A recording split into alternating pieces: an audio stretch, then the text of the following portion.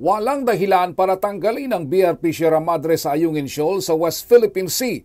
Ito ang deklarasyon ni Senador Risa Hontiveros at Senador Jinggoy Estrada. Tugon nila ito sa sinasabing gentleman's agreement ni dating Pangulong Rodrigo Duterte sa China. Ayon kay Estrada, walang kasunduan para tanggalin ang BRP Sierra Madre sa panahon ng kanyang ama na si dating Pangulong Joseph Erap Estrada. Pawang haka-haka lamang ang mga ganitong balita.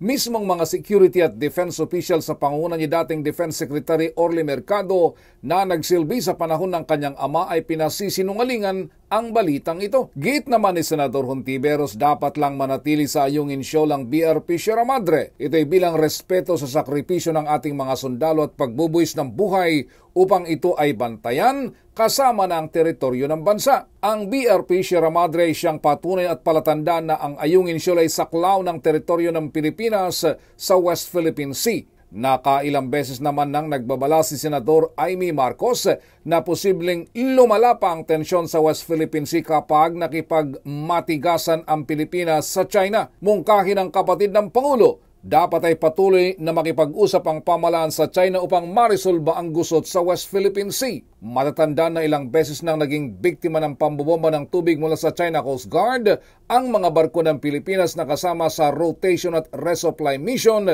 sa BRP Sierra Madre sa Ayungin Shoal sa West Philippine Sea. Para sa MBC TV Network News, ito si Raymond Dadpaas. Sama-sama tayo, Pilipino.